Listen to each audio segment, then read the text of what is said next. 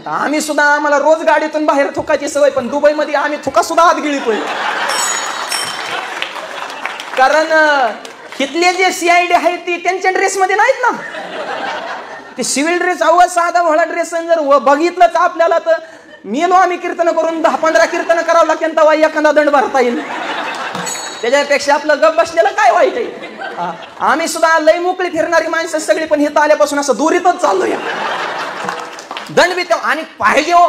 जर दंडच जास्त ठेवला तर कोणत्या ठिकाणी नियम मॉडेल, प्रत्येक गोष्टीचं नियोजन बघा, प्रत्येक शासकीय असेल, राजकीय असेल, सामाजिक असेल, विविध अंगानं बघा. आणि हे चांगलं आहे आणि हे विचार आपल्या भारत देशाने याचा आदर्श घेणं ही काळाची गरज आहे. आणि घेईल हळूहळू. एका दिवसामध्ये प्रगती होत नसते, त्या प्रगतीच्या दिशेने भारतही चालला आहे. आणि लवकरात लवकर माझी भारत माता जगाला वंदनीय व्हावी हीच माझी मायबाप भारत मातेच्या प्रार्थना. शेवटी तुम्ही कोणत्याही देशात जावं, दुबईला जाणार तर अमेरिकेला जाणार तर लंडन जाणार तर चंद्रावर जरी राहायला गेले तर भारत मातेचा जो आनंद आहे तो मायबाप दुसरीकडे आपल्याला भेटणार. कारण आपली आई ना दुसरी मावशी होऊ शकते.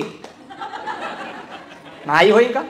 दुबई मावशी होईल, पण भारत ही माता आहे मायबाप. आणि म्हणून तिच्याविषयी, आणि म्हणून तर त्या ओढीनं तुम्ही आलाय. तुम्हाला काही तर कोण बोलवायला नाही. तुम्हाला कळालं व्हॉट्सअपला ग्रुपला, चला आपल्या माहेरातली माणसं त्या ज्ञानोबा तुकोबारांचा झेंडा घेऊन त्या देशामध्ये आलेले आहेत, त्यांचं स्वागत, त्यांच्याविषयी प्रेम, त्यांच्याविषयी जिव्हाळा, आपल्या अंतकरणात आवड. आणि काल भेटायला आम्हाला सगळं शिष्टमंडळ आलं होतं, आमचे काका वगैरे सर्व मंडळी.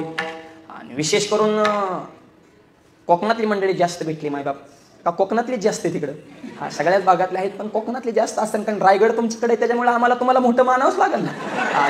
छत्रपतीच तुमच्याकडे आहेत त्याच्यामुळे आम्ही फक्त मावळ्याचं काम करणार. आता एकटा राजा किंवा एकटा पंतप्रधान देश बदलू शकत नाही. प्रत्येक भारताच्या अंतकरणामध्ये बदलण्याची इच्छा पाहिजे. प्रत्येक व्यक्ती बदलला पाहिजे तर देश बदलतो. एक व्यक्ती देश बदलू शकत नाही.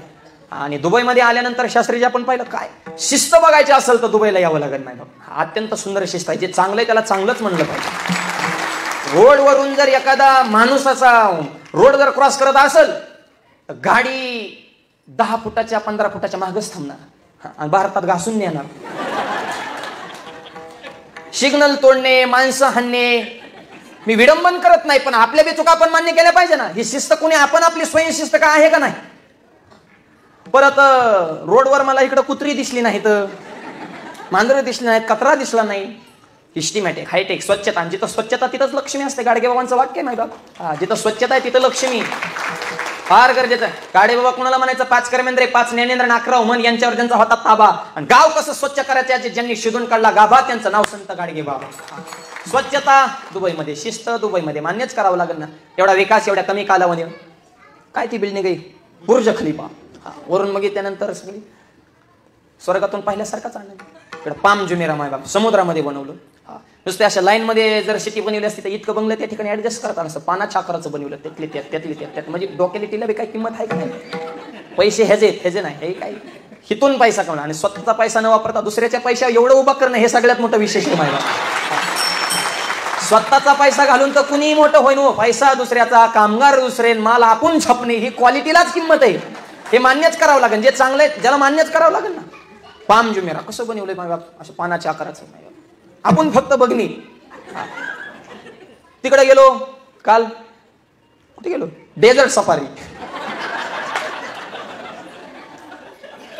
तिथं जाण्याचे पैसे वेगळे, तिथले पैसे वेगळे. दिरम, आम्हाला तर दिरम म्हणतात, आम्ही ग्रॅमच म्हणायचो. तिकडे वेगळी सफारी. काय एक एक एक एक म्हणजे क्वालिटीला किंमत आहे. आपला व्यवसाय, आपलं पर्यटन कसं वाढलं पाहिजे, समाज आपल्याकडे कसा आकर्षित झाला पाहिजे. आज दुबई जर नकाशाचा असं मोठा नकाशा केला तर दुबई जगात अशी नकाशावर दिसणार नाही, पण दुबई माहित नाही असं जगातला एकही देश नाही. ही विचाराची ताकद आहे, क्वालिटी. हे पाहिल्यानंतर आता आम्ही महाराष्ट्रावर रोज कीर्तन करतोच ना. शास्त्रीजी असतील, पुरुषोत्तम महाराज असेल, विशाल महाराज आता कीर्तन करून रोज महाराष्ट्रात 2 गावं फिरतो. जे चांगले विवेकानंदांचा मला खरा अनुभव काळे साहेब, मी एक पुस्तक वाचलं तर त्याच्यात ते वाक्य होतं, एका हाताने धर्माला धरा, एका हाताने जगात जे चांगलं आहे, ज्या देशाकडे जे चांगलं असेल ते दुसऱ्या हातात धरा. आणि ते भारतासाठी क्रांतिकारक आहे मायबाप. तिथली शिस्त असेल, तिथलं नियोजन असेल, या सगळ्याच गोष्टी. आणि नेम मोडण्याची ताकद कुणातच नाही, कारण दंडच इतका ठेवलाय. नको रे. छत्रपतींचं सुद्धा तेच स्वप्न आहे, वैश्विक भारत देशाचा विषय. भारत देशाने आतापर्यंत कोणा आक्रमण केलं नाही मायबाप. ते अंतकरणच वेगळे मायबाप भारत देश. आणि म्हणून छत्रपतींना सुद्धा स्वराज्य निर्माण केलं. कोण छत्रपती? पिसाळलेल्या हातीला शरण आणतो त्यांचं नाव येसाजी. 2000 जणांवर एकटा खिंडल होतो, त्यांचं नाव बाजी. हात तुटला तरी या मातीसाठी लढत राहतो, त्यांचं नाव तानाजी.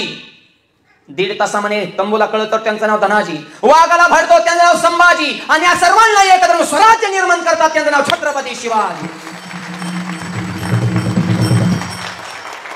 आणि भवानी मातेने दिलेली तलवार कशी होती? चमकेशी अशी तलवार. आणि त्या तलवारीच्या जोरावर स्वराज्य निर्माण महाराष्ट्राची खरी ओळख आहे. अनेक महापुरुष या मातीमध्ये होऊन गेले. त्यांचे विचार, त्यांचे आचार आपल्या जीवनामध्ये असणं, आपला धर्म, संस्कृती, परंपरा न सोडणं आपलं प्रत्येकाचं कर्तव्य. आयुष्यात कुठेही राहा, कष्ट करा. लहान मुलं कष्ट करा आणि नीतीनं कमवा. सध्या माणसाकडे काय नीतीच राहिली नाही, सगळं अवघड झाले. अहो, एक जणाच्या घरात मुंग्या झाल्या, ते मेडिकलमध्ये गेले, मुंग्या मारायची पावडर दे. ते मेडिकलवाल्याने पावडर दिली, ते 2 तासांनी घरी गेलं, परत रिटर्न आलं. म्हणलं पावडरच नको. दुकानदार मला इतकी कडक पावडर, एक सुद्धा मुंगी राहणार नाही, पावडरच नको मला. अरे म्हणलं झालं काय? मला ह्याच्यातच मुंग्या झाल्यात.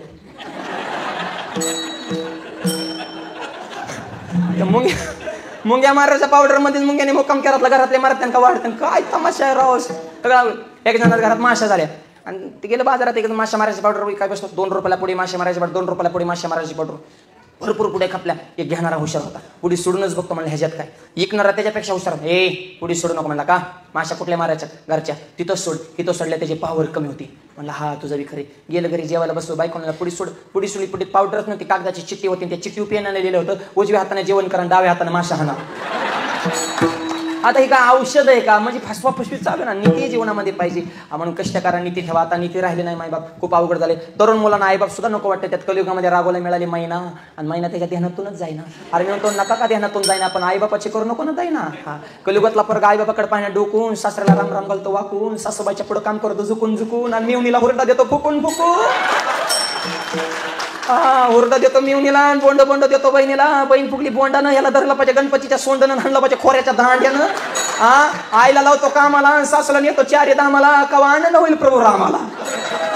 अवघड आहे मायबाप. कष्ट करा, नीती ठेवा, आई वडिलाची सेवा करा. जरी इकडे आपण व्यवसायाच्या निमित्ताने असो, आई वडील जरी गावाकडे असतील तरी त्यांच्याविषयी जिव्हाळ्याची प्रेमत असेल, खुशाली असेल. काय फक्त सेवा म्हणजे जवळ असल्या सेवा ते असं नाही, विविध अंगानं. आणि म्हणून मुलांवर चांगले संस्कार घडवा. आणि सगळ्यात महत्वाचं, व्यसनाधीनता कमी करा. तरुण पिढीला माझी विनंती आहे, व्यसन करू नका. व्यसन फॅशन वाईट दिसन तिथं खाली बसन. ह्याच्यात काय वेतन गुटखा खाला, तोंड पटन, दारू प्याला, लेवल पटन, चांगल्या कामात बंधन तुटन. मित्रमंडळ चांगली ठेवा, नाहीतर सुरुवातीला पासत्यान ताडी, तुमची वळा त्या नाडी, दारूसला त्यान गोडी, इकावं लागन महाडी, इकली गाडी, बायकोची जीर्ण झाली साडी, आर लावून त्या दारूला काडी, दरम्यान व तुकोबाची जोडी, मग कळण परमार्थाची गोडी. महाराष्ट्र सोडून दुबईमध्ये काय फक्त आपण व्यसन करण्यासाठी आलो नाही, तर काहीतरी क्रांती करण्यासाठी आलोय. व्यसनामध्ये पैसा खर्च करू नका, व्यसन करू नका.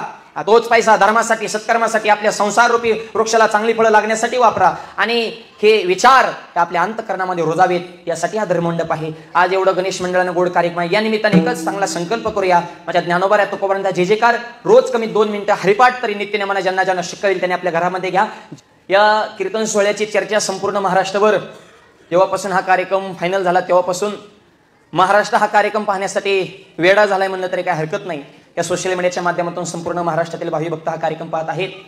आपण महाराष्ट्र सोडून या दुबई नगरीमध्ये, शारजा नगरी असेल, विविध क्षेत्रामध्ये, विविध कंपन्यांमध्ये या ठिकाणी काम करण्यासाठी आलेलो आहोत. आपली कर्मभूमी जरी दुबई असेल तरी जन्मभूमी मात्र महाराष्ट्र आहे. आणि या महाराष्ट्राविषयी, आपल्या मातीविषयी